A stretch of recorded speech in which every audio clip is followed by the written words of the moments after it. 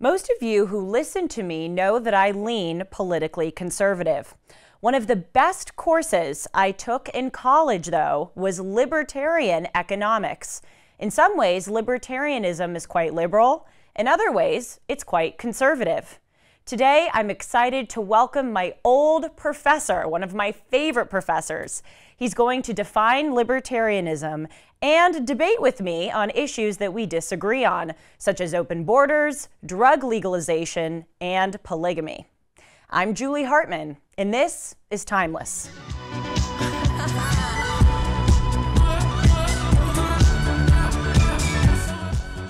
Hey everyone, welcome to Timeless. I hope that you are having a great week. Just as a reminder, please be sure to hit the subscribe button down below so that you can get notified every time I release a new video, and follow me at Julie R. Hartman on Instagram and Twitter.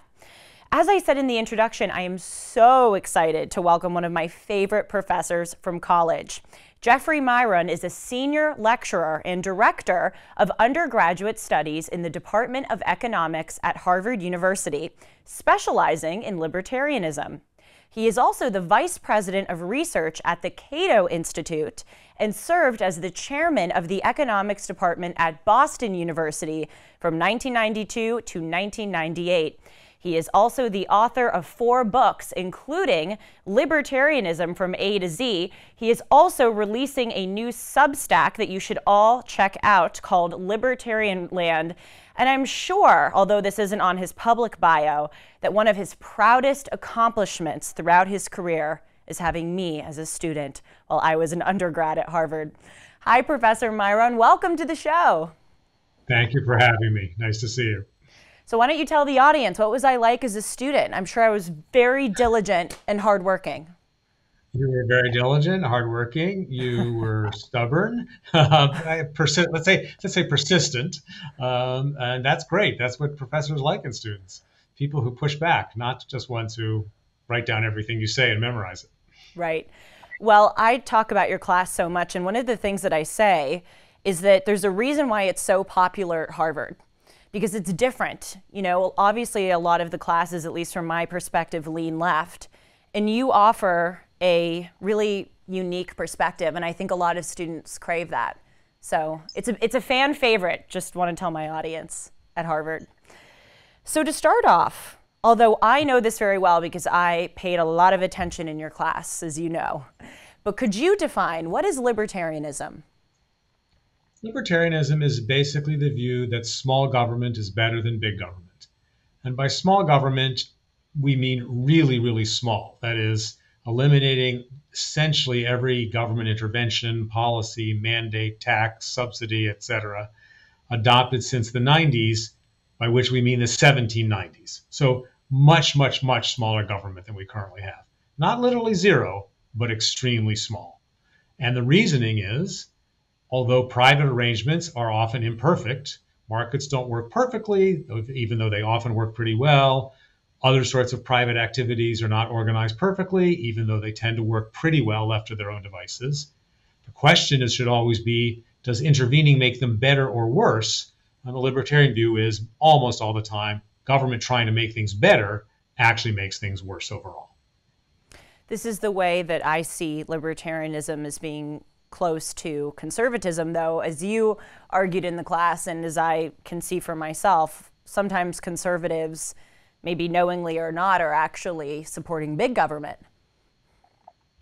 I think to libertarians, liberals and conservatives are in many ways identical.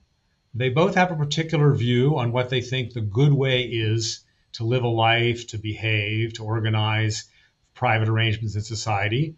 And they would like government to at least put its thumb on the scale, if not push even harder, to get everybody to live in that particular way. Whereas libertarians are about defending freedom. And it means freedom to live in whatever way the individual wants. Whether you happen to like it or not, you nevertheless say individuals are allowed to make their own choices so long as they are not in some significant way harming other people around them. Mm-hmm. So let's go through some policies that would exist in what you call, and what's the title of your Substack, Libertarian Land. What are some of those? So all sorts of prohibitions on drugs or alcohol, prostitution, gambling, guns, and so on, those are all absent in libertarian land. And note that we're not just defending legal heroin, we're also defending legal handguns because we see a significant part of the problem as the prohibitions, not the substances themselves. Different example is virtually all the federal spending programs at a minimum, Social Security, Medicare, Medicaid, disability insurance, they would simply not exist in libertarian land. Okay?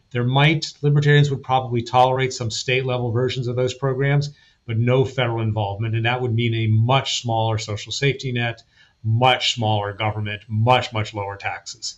Similarly, on regulation.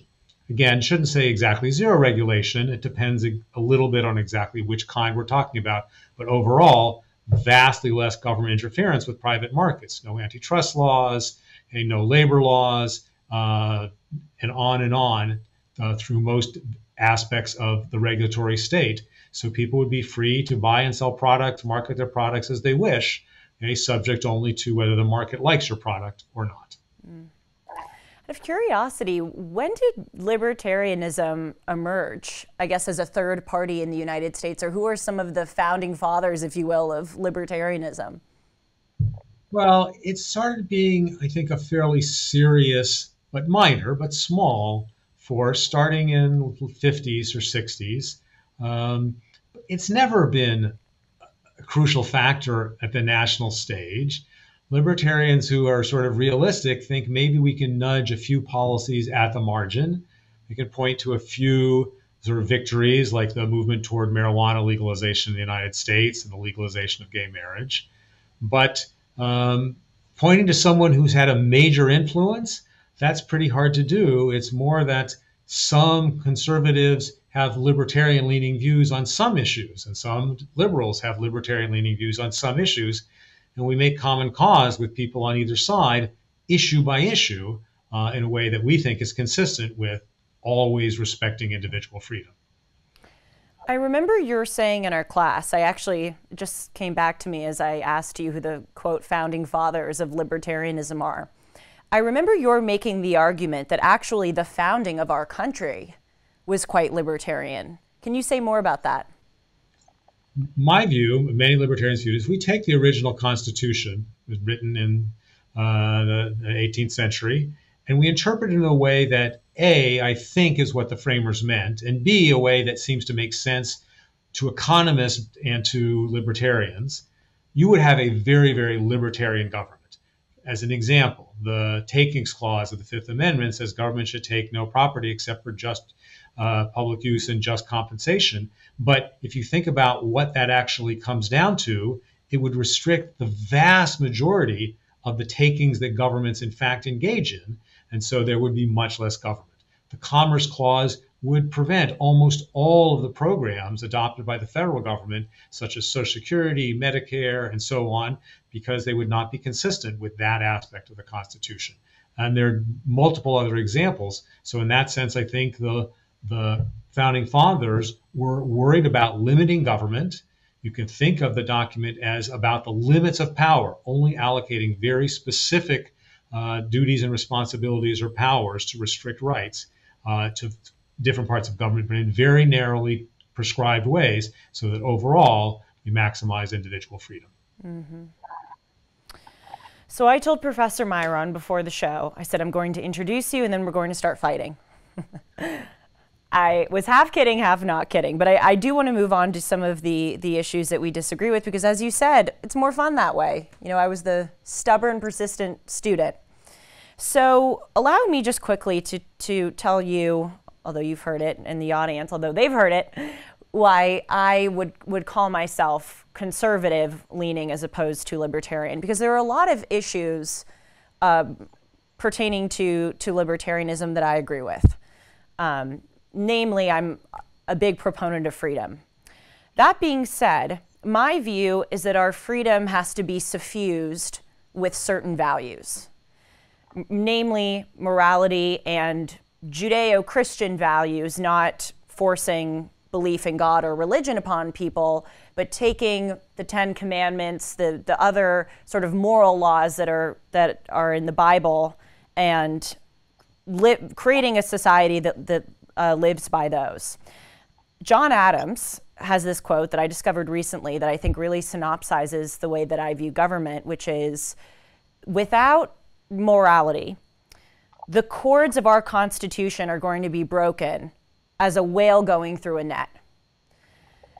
So when we look at issues such as, polygamy or drug legalization, there's a part of me that's inclined to agree with you. Just leave people alone, because it can lead to, as you would say often in our class, a slippery slope if we start telling people what to do. But at the same time, we have to appropriately, in a limited way, suffuse values in order to keep certain boundaries and guardrails in society in order to prevent things from getting out of control. What's your response to my characterization that we need values and morality to supplement freedom? My first response to that is, who gets to choose the values? Okay? Different people, in many, many instances, have different values. So if we say that government is going to try to infuse values, the people who happen to be in government, the parties that are in power, the part of the federal government that has the most sway at the moment, is going to infuse its values, but those are not necessarily universal values. And in some cases, I think that they're very bad values. Many people think that it's a value to soak the rich with tax policies. That's not a value that I hold, I think. And so I don't want the government to have the power to try to soak the rich, because I think it will use it to promote values that I don't happen to share. Now, that doesn't make my values right. My value puts huge weight on individual liberty, on letting people do what they want without and not be interfered with by other people or by the government. Okay, so I'm not saying my value is right or wrong, but I'm saying the notion that we're going to systematically try to infuse values leaves undefined who gets to define the values. And then my claim would be that overall, most people will be happier living in a society where the government does little or none of the definition of values, and people are free to set whichever values they want, whether those are Judeo-Christian values or anything else.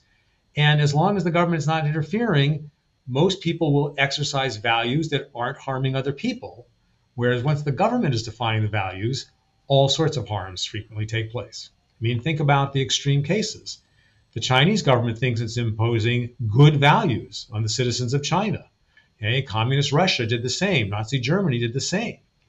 Okay? They all talked in moral terms. They all thought they were doing quote unquote good, but in fact, okay, they were wreaking havoc on a huge fraction of their citizenry. So let's root this discussion. I think it would be easier and more interesting if we rooted it in an issue. So let's take drug legalization. So why don't you present your libertarian position on drug legalization? So first part of my position is that there's nothing inherently good or bad, moral or immoral, about consuming a substance which happens to make you intoxicated or high or however you want to describe it. Okay? And some people disagree with that, but a huge fraction of people disagree with that if it's alcohol that's causing the intoxication, but then they make a distinction if it's marijuana causing the intoxication. That seems very arbitrary.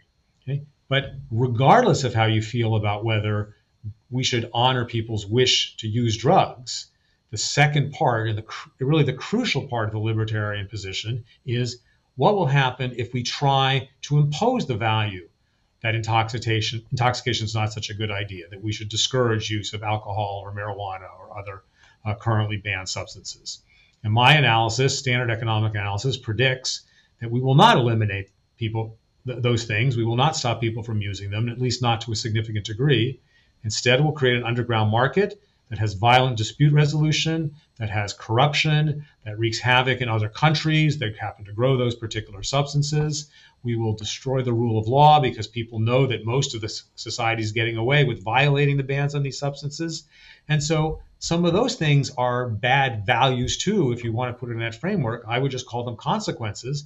We will generate a huge range of negative consequences, all in the attempt to do something, reduce drug or alcohol use. Okay, that's not obviously a good thing to do. Okay, and even if you do think it's a good thing to do, it doesn't happen very much as a result of prohibition. Mm-hmm. So Again, when I was in your class, I really teetered. I was sort of inclined to agree with you, but the thing that turned me was seeing what's happened with marijuana legalization. 21 states plus Washington, D.C. have legalized marijuana. And now we are seeing people becoming quite addicted to the substance. There's no known lethal overdose threshold for marijuana, but the THC concentration in each of those products has been increasing exponentially since the 60s. I think in the 60s, the average THC concentration in marijuana was, in edibles, was 2%. In the 90s, it was 5%. Now it's between 20 and 35%. Dab pens, all of those products can go even up to 90%. And what we're seeing is the never before seen phenomenon of marijuana-induced psychosis. The CDC has come out and said that they're seeing more and more hallucination and psychosis in young people. 3 in 10 people, they say, have marijuana use disorder, which is actually higher than the amount of people who suffer from heroin use disorder and even alcohol abuse, if you can believe it. And just anecdotally, in my own life, through being in college, I have seen so many people whose lives have been almost ruined or ruined because of marijuana addiction. They become lazy, they become paranoid, and of course, you know, there's a possibility that people can use it with, with good judgment. But I think the legalization of it, the endorsement by the government, this is something that's safe and okay to use, has created these negative consequences. So marijuana is tricky because it is a, I guess, lesser, it's not as bad of a drug as compared to heroin and cocaine and other the hardcore drugs, which people use, and you know, there are much higher rates of the people who use it don't treat their family members well. Mostly it's correlated with abuse in the home. But I think when the state gets in the position of legalizing it and saying that it's totally okay, then it's encouraging people to partake in this activity and abuse it. So first thing I have to say is I'm afraid I disagree with, or at least have never seen any evidence that substantiates a bunch of the factual claims you made. I think that the evidence on the use of marijuana is very, very different than the way you described it. Okay. Second, some of the facts that you suggested, I don't think it's necessarily bad if they're true. If THC content is higher, it doesn't mean people are consuming more THC. It simply might mean they're eating 1 edible instead of 2 or 1 instead of 10. Just as high nicotine cigarettes were actually probably a good thing had the industry not been vilified for doing it, because they would have allowed people to smoke cigarettes, okay, and get their nicotine fix while inhaling less of the tar, which is the aspect that creates lung cancer and emphysema. Next, I don't think that the government is endorsing anything. In libertarian land, the fact that everything is legal doesn't mean the government is saying it's good or bad. It's just saying it's none of the government's business. So cars are legal. Okay? Bungee jumping is legal. Downhill skiing on double black diamonds is legal. That's not the government saying you should do those or there's good things to do. They're just saying do them at your own risk. It's your choice. You have to use common sense.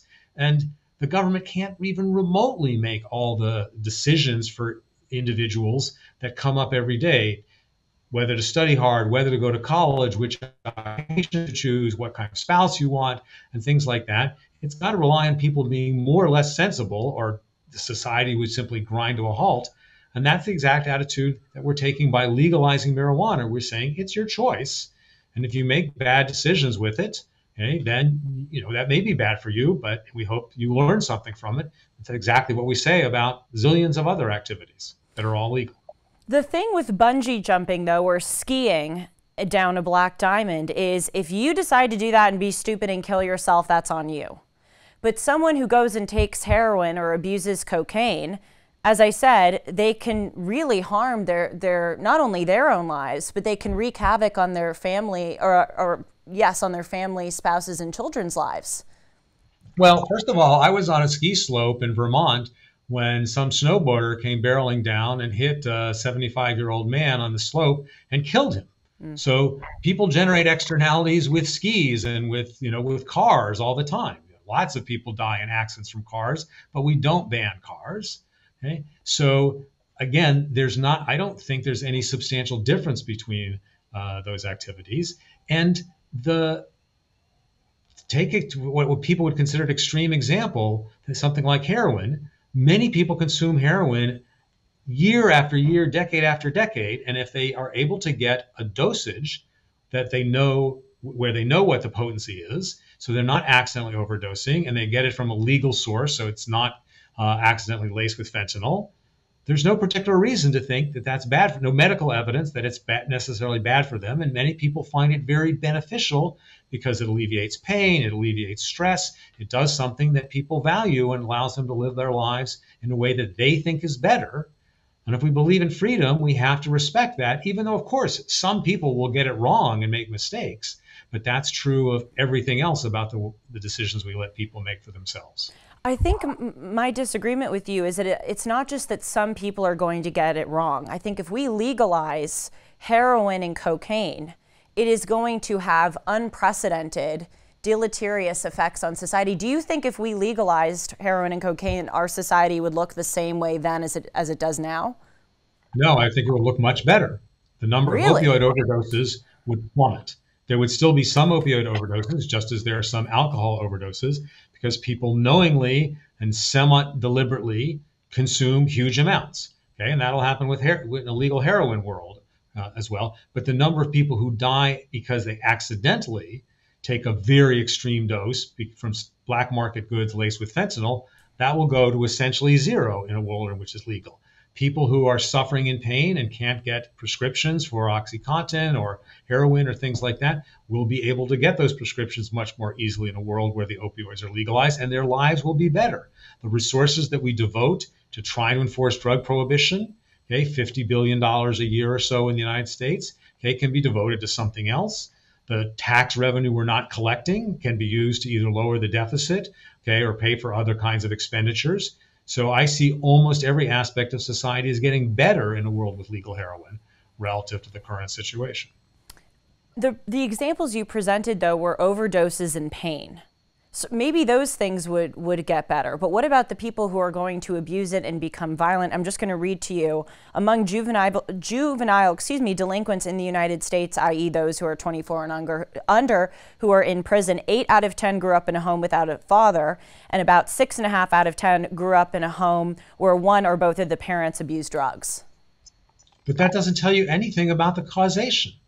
I'm sure it's also true that an even higher percentage grew up in families that consumed alcohol, but I don't hear you proposing banning alcohol. Why? I mean, maybe you are in favor of banning alcohol, but if you're not, then I presume it's partly because you know from our experience with alcohol prohibition that it generated all sorts of violence, lawlessness, and corruption. And the same is happening as a result of drug prohibition. On this issue of families, okay, we don't make it illegal for people to get a Vanguard account and buy and sell stocks and trade their entire family's fortune, okay, on Robinhood, okay, and possibly lose the entire family nest egg. Okay, that's perfectly legal for people to do, and yet some people ruin their families by doing that. Okay, so again, I don't think we're being remotely consistent if we try to prevent legal drug use, because sometimes some people will do stupid things with their drug use. Okay, and yet we keep legal all these other things, which have exactly the same risks for some people, not for huge numbers of people. I'm really glad you just said that word consistent. I actually was writing it down before you said it, because the advantage of libertarianism is that it is consistent. Whether you like it or not, you know what libertarians believe. A supposed downside, I guess, of liberalism and conservatism is that it isn't always consistent. But my goal isn't consistency. My goal is to have good judgment in each situation. So yes, while I agree in some situations it would be an overstep for the government to get involved and, to use your example, prevent people from opening Vanguard accounts or doing some stupid stuff. But then in other situations, we have to exercise judgment. And I think when it comes to legalizing drugs, especially hard drugs, that across the board, I would hope I know you disagreed on my marijuana facts, but the CDC did say, and I can send you the link, 3 out of 10 Americans now have marijuana use disorder, which is a nice way of saying addiction. But I just think when you're running a society, consistency isn't the goal. Exercising judgment is the goal. And so when it comes to just legalizing cocaine and heroin, thank God we have never seen that happen. I have a very hard time believing that our society would look the same way that it does now if we did that. I mean, all those things were legal before 1914, and the U.S. went from being a non-country, being a colony, to being, by 1914, it had become approximately the richest country in the world. Heroin, cocaine, OxyContin had not been created yet, but opioids existed, marijuana existed. Were they legal? They were totally legal. They were not banned or restricted in any significant way until 1914.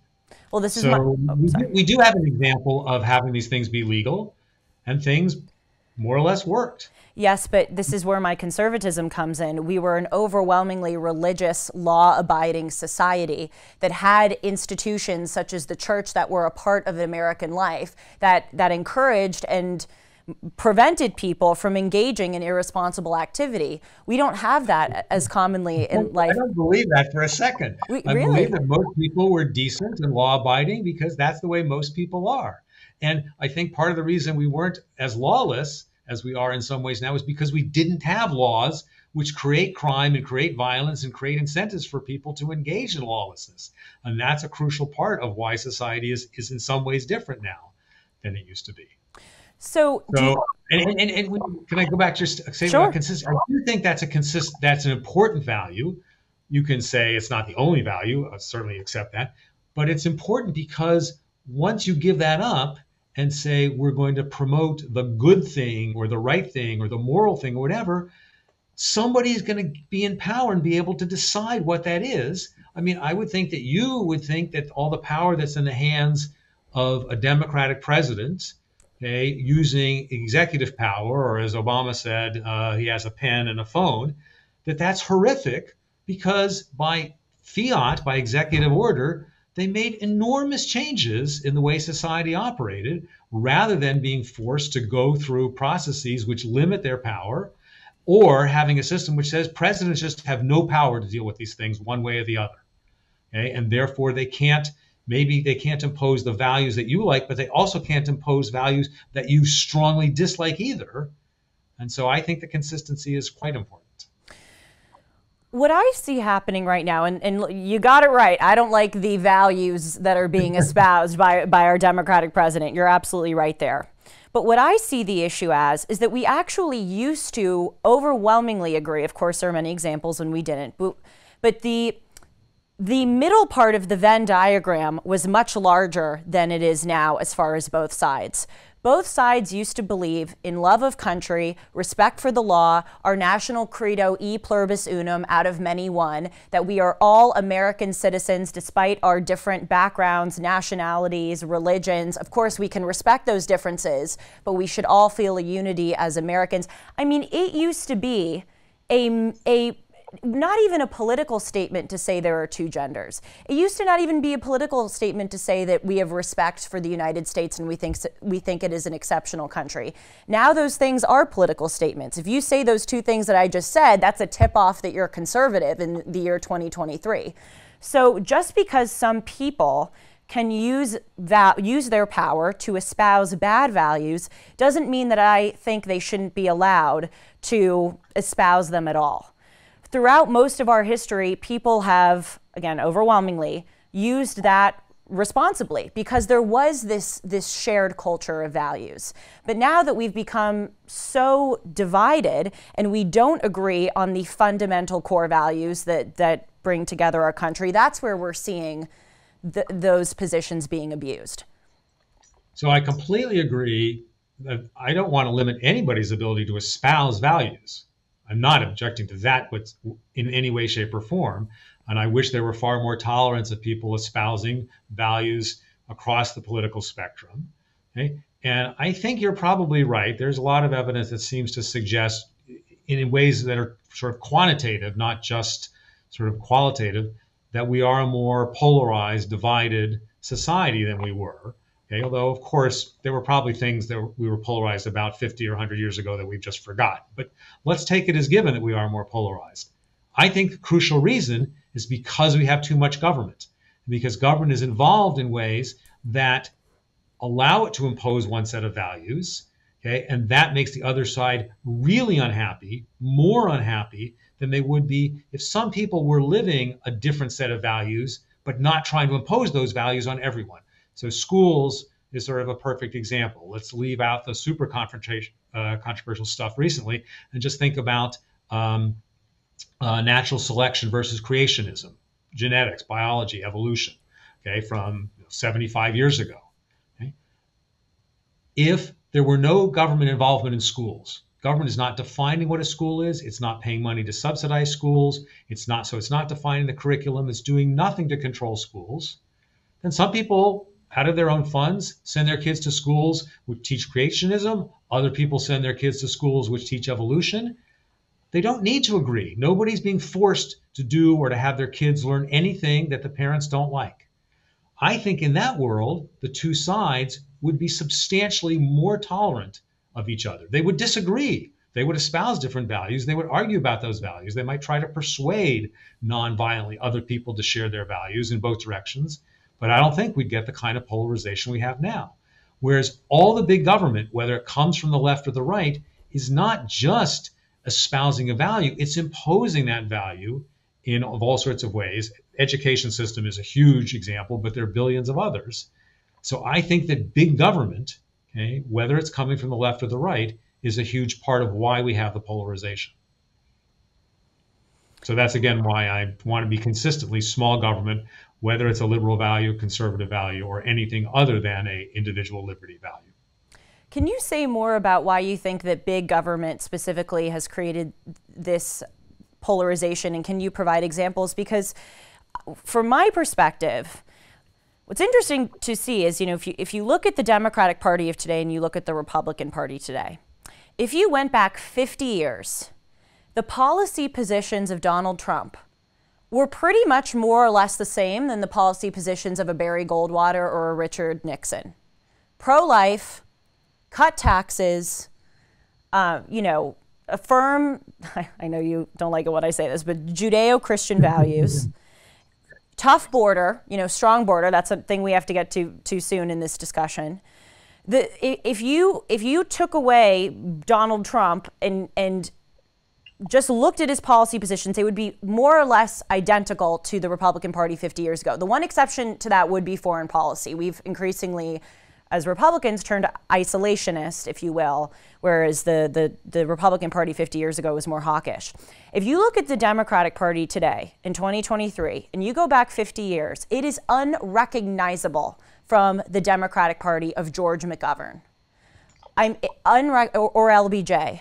They would not be able to believe all of this transgender stuff. They wouldn't be able to believe the defund the police stuff. They wouldn't even be able to believe the open border or lackadaisical border enforcement that we see today. So I'm actually inclined to agree with you that maybe big government has contributed to our polarization, but I think one side overwhelmingly has been the progenitor and the pusher of that big government. I'm not going to take a stand on which side is more guilty of that. I think both sides are quite guilty. I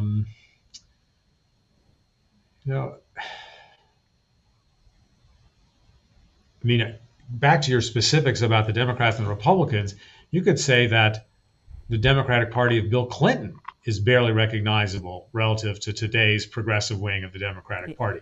Bill Clinton signed the Defense of Marriage Act, which then was only about 10 years later, ruled unconstitutional by the Supreme Court. That contains, in my view, a good example of how big government generates polarization, because the decision that the court agreed to didn't simply say that each state must recognize the legality of a same-sex marriage performed in another state. That seemed almost sort of unimpeachable to me because of the full faith and credit clause in the Constitution. But they went further. They went further than they needed to, even from the perspective of promoting same-sex marriage, by saying every state has to supply same-sex marriages. And that then made some of those states more bitter, more angry, okay, then they need to be. Now, you could say this is an example of the left pushing too hard. I'm pretty sure I can come up with examples of the right pushing too hard as well, but I'm not thinking of one at this very second. But I just think that's a useful illustration. Had there been a more narrow opinion, I think it would have been created less hostility, okay, and it would have had very minimal effect on how many people, same-sex couples, were able to get married, because they would simply go to a state where it's legal and then move back to the state in which they wish to reside. I want to continue with the origin of our disagreement here about how you're arguing that big government has largely contributed to this polarization. I'm arguing that a severing in values has contributed to it. If you look at some of these positions that have come into being mostly because of the modern day left, we have our schools being corrupted by wokeism. To rattle off a few examples, Oregon Department of Education came out with this statement saying objectivity and finding one right answer in math is white supremacy. The Arizona Department of Education links chat rooms for 10-year-olds to talk about sex and gender without parental permission. Several school codes, including actually at our military bases for students of military members, are encouraging and in fact demanding that teachers do not refer to students by he or she but it. President Biden has said that every federal agency has to have a diversity, equity, and inclusion chapter. There's been this narrative that has infiltrated American society that the United States is fundamentally a systemically racist, bigoted, white supremacist country. This, to me, now look, what I just said to you, specifically the infiltration of wokeism in schools and the equity department proposed by President Biden, those are expansions of government. I acknowledge that. But the origin of those is that there has been this severing of values. That is what has created the political divide. I don't think conservatives would have a problem if every single school, instead of requiring teaching critical race theory, would have a requirement about the fundamentals of our Constitution. In other words, the government issue is not the main issue. It's the values issue, to me, which appears to be creating this divide. So I have a different view, but let me try to talk it through. Let's take education. If the government is involved in education, it has to make a ton of decisions. Are public schools allowed to be single sex? It has to choose the curriculum. It has to decide what, if anything, to say about people who are transgender, gay, all these sorts of controversial things. And it means that the parties that happen to be powerful at the time that those choices are being made about how the public schools operate are going to tend to impose the values that seem right to them. So to me, that says the fundamental problem is having government involved. And there are going to be cases at some point, and there clearly have been historical cases, especially other country cases, where the values being posed by the government operation of the education system were conservative values or totalitarian values, not left values. So it's not just that when government runs education, it imposes left values. It depends on who's in charge. And so my preoccupation is get government out of the position where it can pose any particular set of values. I am simultaneously hoping that the government lets everybody practice whatever freedoms they wish when they're not imposing those on anyone else, rather than saying we have a sense of what the right values are and we want everybody to obey those. I mean, take your example of the Judeo-Christian values. I don't care, and I don't want the government to care whether someone is Jewish, Christian, Muslim, Buddhist, or anything else, so as long as the government is not doing anything to make every student go to a school of a particular orientation or to learn or adhere to a particular religion. As long as there's no pressure, then I don't see why we should care about which values different people have and why we shouldn't just respect their freedom to practice whatever religion, to have whatever values they wish. Of course, we should respect their freedom to religion and whatever values they decide to espouse in their home. I think, though, that culture matters hugely. You can't force someone to believe a certain thing. But the problem that I see with society now, which is really sad, is that we have people who are sort of succumbing to this moral relativism. Who am I to judge? Who am I to say? Well, of course, you can't, as you're saying, force someone to do a specific thing, but our culture and the values that we talk about do matter. You know, I gave this example when I was asking the question a few minutes ago, that there is a large contingent of the population, especially among my age, that believe that America is fundamentally, systemically racist, white supremacist, etc. Only 23% of Americans say patriotism is important to them. 50% of people my age, I think it's 18 to 24, think that hate speech should be criminalized.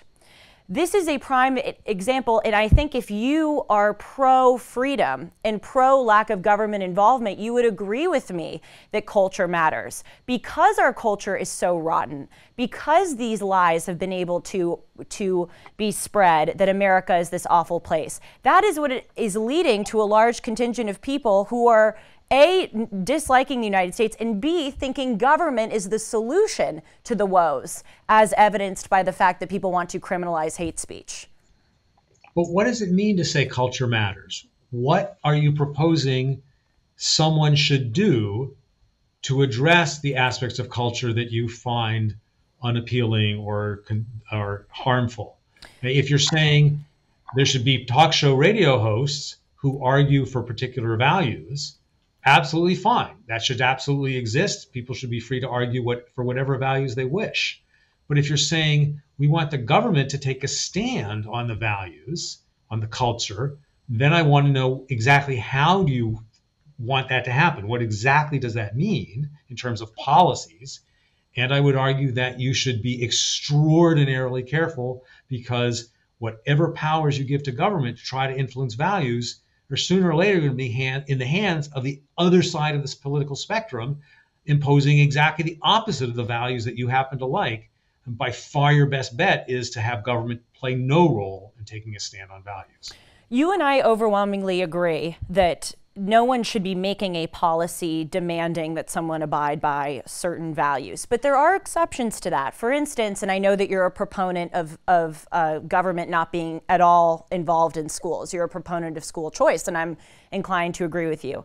But at least during this situation now, we are not going to be able to see a full-fledged transition away from government schools in the near future. In the meantime, I do believe that our legislatures should make laws that say, just as Governor DeSantis did in Florida, that under a certain age, teachers should not be allowed to talk about homosexual, transsexual, or for that matter, heterosexual sex matters. That is where there are some instances where our values do need to be suffused in policy. But as far as taking policy out of it, what we have right now is an epidemic of cowardice. We have people in the American elite, whether it's politicians, whether it's professors, whether it's Hollywood actresses, newspaper writers, etc., who know that a lot of this wokeism is wrong, and yet they either say nothing about it or actively repeat many of these lies. For instance, I was reading a letter that came from one of my old heads of school at my high school. She was writing this thing about how, you know, voting rights are under attack and how white supremacy is the biggest terrorist threat. President Biden recently said that in the Howard University commencement address. He said white supremacy is the biggest terrorist threat to the United States. That is outside the realm of policy, but still that is an elite that needs to tell the truth.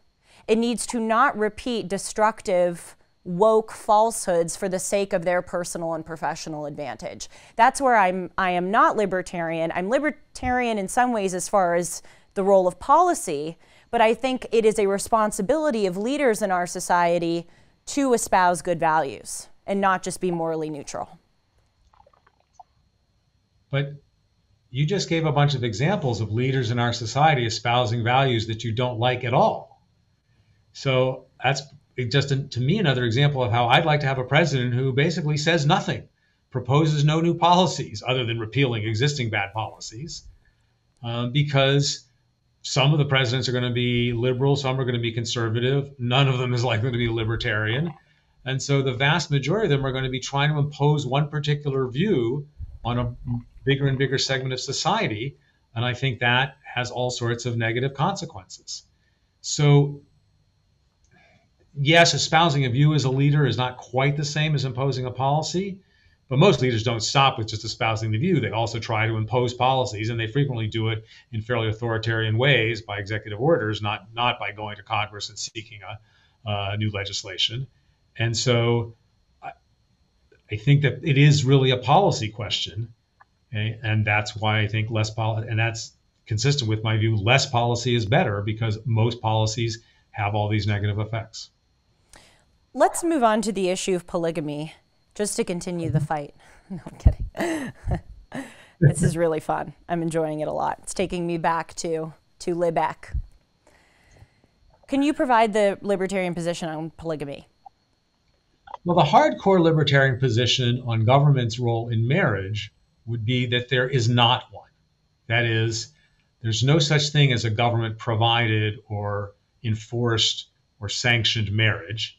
Instead, at most, government establishes default rules about the key components of a marriage contract: division of property when two people separate, okay, the guardianship of children, okay, division of assets at the death of one of the partners. And it doesn't need to define or take a stand on marriage between two people or three people or 500 people at all.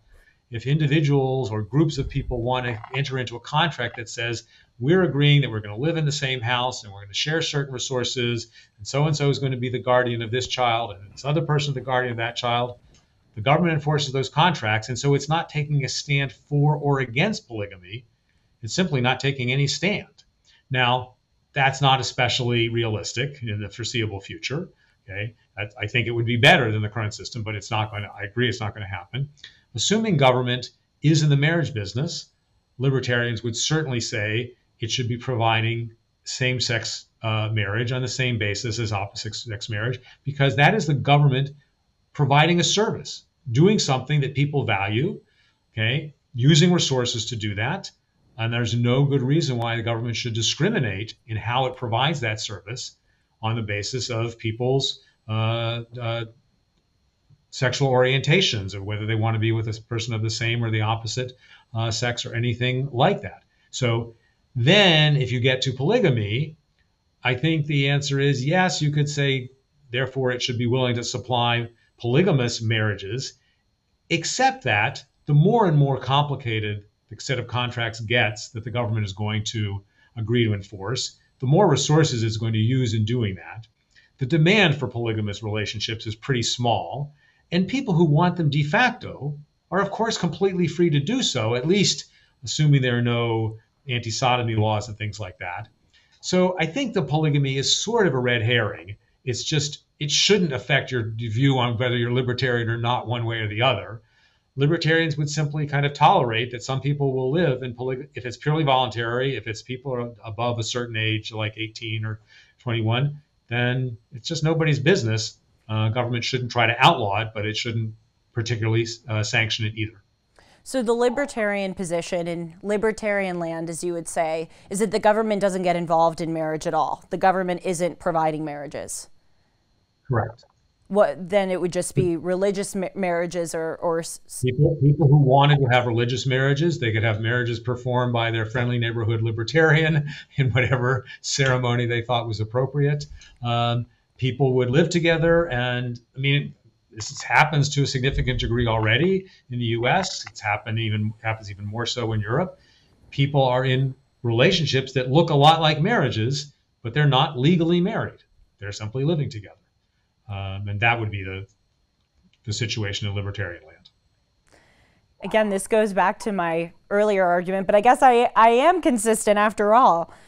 I do think that, you know, with regard to marriage, marriage is a beneficial institution in society.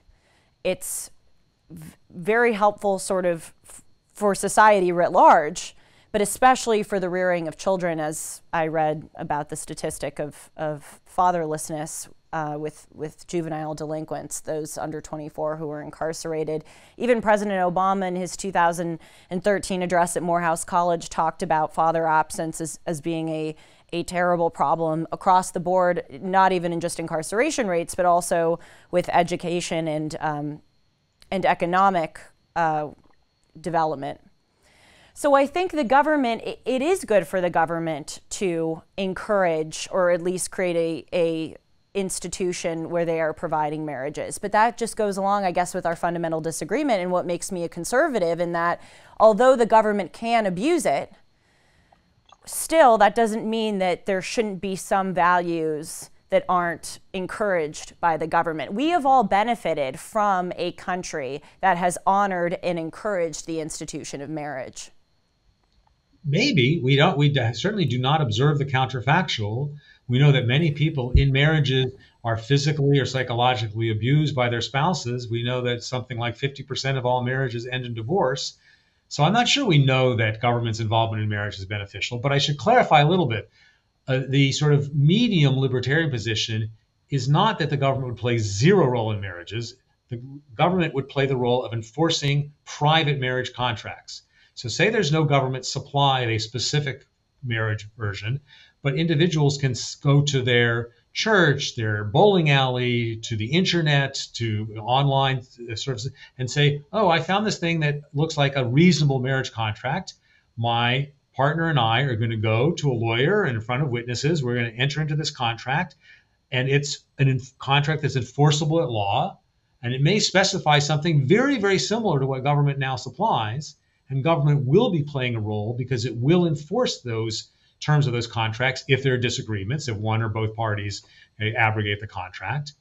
But it's not directly a town clerk. It's not directly the government supplying or defining the marriage. There's lots of varieties of which kinds of marriages occur, whether they have prenups, whether they don't, what they say about guardianship of children and all that sort of stuff. Okay, so then it's at least partway in your direction. Government is still, they're implicitly supporting marriage because it's enforcing the contracts, but they're all privately written contracts, not a government contract that's supplied to everyone. Mm-hmm. Do you believe that people are basically good? I go back and forth. I mean, short answer, yes, but lots of people are capable of doing small, not such nice things under the wrong circumstances. And some people do obviously do quite horrible things under all sorts of circumstances. But I think the human race doesn't survive unless most people's instincts are roughly in a reasonable direction, because no government can be big enough or powerful enough to get people to behave consistently in a reasonable way unless people are mainly leaning in that direction in the first place. I don't think people are basically fundamentally evil.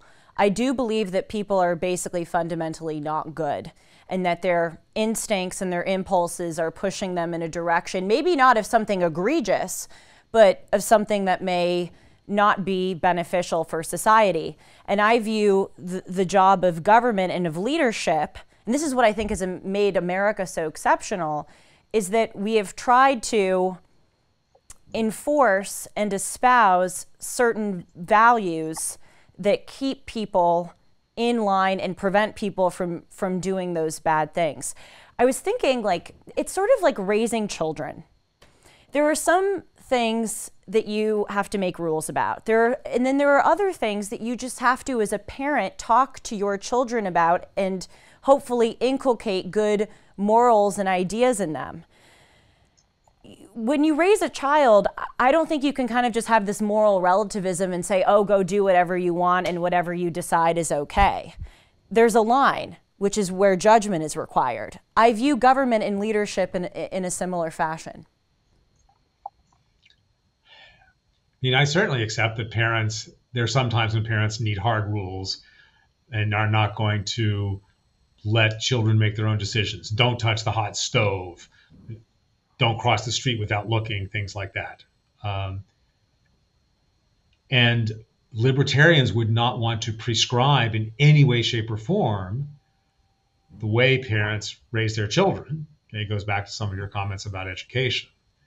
But my own experience, but it's one anecdote and it obviously partially reflects me, is I wanted my kids to think for themselves. I wanted them to figure out what was nice and not nice and learn partially through experience, not just being told you absolutely must do this or you must not do that. So I think compared to the spectrum, I was a fairly laissez-faire parent, um, and I think it worked for me. But that's just I see lots. I guess I'll say it this way: I see plenty of examples of parents being paternalistic. Libertarians agree there should be a little paternalism in the world, exhibited by parents toward their children, by paters and maters toward their children. But it has the same risks, the paternalism, the big government approach, okay, as it does in greater society. It has all the negative unintended consequences.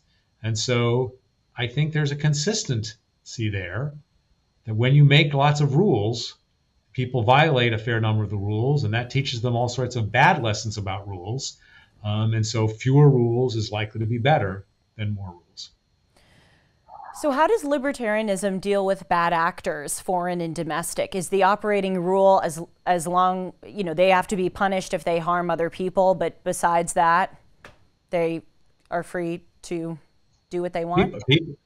Bad actors in the sense of stealing, killing, assaulting other people, they're dealt with roughly in the way that we do now. They should be arrested, prosecuted. When the evidence is there to convict beyond a reasonable doubt, they should go to jail, and so on. With respect to foreign bad actors, that's, I think, more difficult to assess. Libertarians suspect that the vast majority of our uses of our military power overseas end up doing more harm than good. They neither help the country that we invaded, nor do they make Americans safer in any way, shape, or form. But it's a practical issue. If there were a case where it was really compelling that intervention would help another country, or really compelling that there was a security risk to the citizens of the U.S., then of course military should intervene. We just seem to have concluded that there are very, very few such instances. It's a perfect segue into the final discussion of open borders. We should do a part 2. This is great. I'll pick a whole other crop of issues that we can discuss and debate on. But let's turn to the discussion of open borders. You know the drill. Can you please provide the libertarian position on immigration? Libertarian position is, well, first, there's not one libertarian position. There's a range. But basically, all libertarians would advocate for substantial increases in the avenues for legal immigration. So far more H-1B visas would be available. Vastly expanded guest worker programs would be available. More lottery seats, immigration visa lotteries, and so on. So more legal immigration in every way, shape, or form. Don't want to get bogged down for today in the details about asylum and refugees. That's just an incredibly messy system. Right. Many libertarians, including me, would go all the way to the extreme. Simply, basically let anyone in who wants to come in. That is exactly the system the U.S. had until World War I. Okay? For the Constitution does not in any obvious way give it Congress the authority or the President the authority to limit immigration. Even if it did, the U.S. didn't do that. It made a distinction between naturalization and citizenship. Anyone could come and be a resident, but if you want, a distinction between immigrating and naturalizing. If you wanted to become a citizen, if you wanted to be naturalized, then you had to jump through certain hoops and take various tests and so on. But we basically just let everybody in. It was enormously beneficial for the country to be able to grow, to become economically successful. And essentially all the evidence on the effects of immigration on the receiving country are that it's beneficial for the receiving country. We take as given that it's mainly beneficial for the immigrants themselves, because otherwise they wouldn't be doing it. And some of them take huge risks to be able to do it. So they certainly believe that there must be some significant benefit associated with it. What is the advantage of having open borders? And are there any downsides? There are certainly potential for downsides in terms of the rate of inflow. If you have a huge inflow in a short period of time, you might get overcrowded public schools. Of course, in libertarian land, there are no public schools, so that's not a problem. If there's a huge influx in a short period of time, you might get very overcrowded cities and things like that. Okay? A potential risk of expanded legal immigration is uptake of the social safety net, Social Security, Medicare, so on. But in libertarian land, those programs don't exist, so that's not really an issue. Okay, and if you evaluate the overall life cycle of what immigrants take from and give to the public purse, it seems to be mainly that they're a benefit. It's not a huge magnitude, but it seems to come out of the benefit side because although some of them use unemployment insurance, send their kids to public schools, et cetera, et cetera, et cetera, they mainly pay taxes. Okay, and so they're offsetting on average the cost that they're imposing, and indeed on net seem to be contributing more than they're taking out. Okay, other than that, okay, I don't see what the risks are at all, and they bring new ideas, they bring more innovation, they bring more competition, and so they make the receiving country's economy healthier. They probably also help the country that's losing citizens because that country is forced to do something to keep from becoming an empty country. Well, Professor Myron, I think the biggest downside, and you said you don't see other risks. I mean, what about fentanyl? We already have enough of a problem with fentanyl being the #1 cause of death for Americans aged 18 to 45. We just open our borders and all these drug cartels can come in. Fentanyl can be packaged in an envelope sent from China in a heartbeat. It can be manufactured in labs anywhere in the U.S. But it's not. Okay? And even with all our immigration restrictions, it's coming in right, left, and center. So we exacerbate it by just opening the doors? No, we legalize fentanyl, and then it will be sold in pre-measured packets in grocery stores where anybody, okay, above a certain age can purchase it, and hardly any of them will overdose because they will only take a very, very small dose that comes the way it's packaged. Okay, and so we solve the fentanyl crisis by legalizing fentanyl. It has nothing to do with immigration. But fentanyl is being put into these products to make them more potent and to also kill people. It's not just that fentanyl would be sold separately. Sorry, go on. And people don't realize it. If there were a legal market, just like every bottle of alcohol is labeled with its alcohol content, okay, every opioid that's sold would be labeled with its potency level, and people would adjust to that. Okay, some people want to commit suicide and might buy significant doses and use it to commit suicide. That's certainly possible. Okay, but under the current system, even without legal fentanyl, people do that by buying a sufficiently large number of aspirin and consuming those to try to commit suicide, or sleeping pills or other things. Okay, so that's not really a new risk. Okay, and the vast majority of people want some pain relief. They may be effective to get it from fentanyl, although if it's legally available and a reasonable price, most people are going to use much, much lower purity, potency opioids because they know that they're safer. Just like a lot of people drink wine and beer because you can titrate the dosage a little bit better. They're careful when they drink spirits that they're mixing it with something so they're not just getting pure spirits. So people are basically sensible. That kind of has to be true, or otherwise the humankind would have been wiped out long ago, because there are always plenty of stupid things you could do that would put you at great risk and kill off the population. So do you think that if a legal market for all kinds of drugs, including fentanyl, existed, then these drug cartels would not still be putting fentanyl in their products? Correct. Or if they did, it would be labeled. There might be some products that were combination heroin, fentanyl. There may be some marketing or pharmacological benefit, just as there might be cases where you want mixtures of alcohol and orange juice that comes in a pre-mixed can. But that doesn't mean that people wouldn't be able to know the dosage and adjust what they take, okay, in a way that allows them to get the intoxication or the pain relief effect without taking an excessive risk. I just view this as utopian land. I just don't think that this is going to go away. I mean, even if it's all legal, drug cartels are going to want to get a competitive advantage by making the products that they do sell more potent, and they're not going to be honest about the amount of material that's in there. You want repeat customers in any business. If they make this stuff super potent and they don't label it and they don't warn people, then all their customers are dead. That's a terrible business model. Well, unfortunately, we are out of time. I'm hearing in my ear. And this is not, by the way, this isn't a cop-out. We are truly out of time. Though I want to continue this because there are so many other issues pertaining to immigration, not even just this drug issue. I mean, don't you think that with open borders, people who despise the United States wouldn't just come through and blow us up or try to wreak havoc and cause destruction? Just the opposite. The people would come.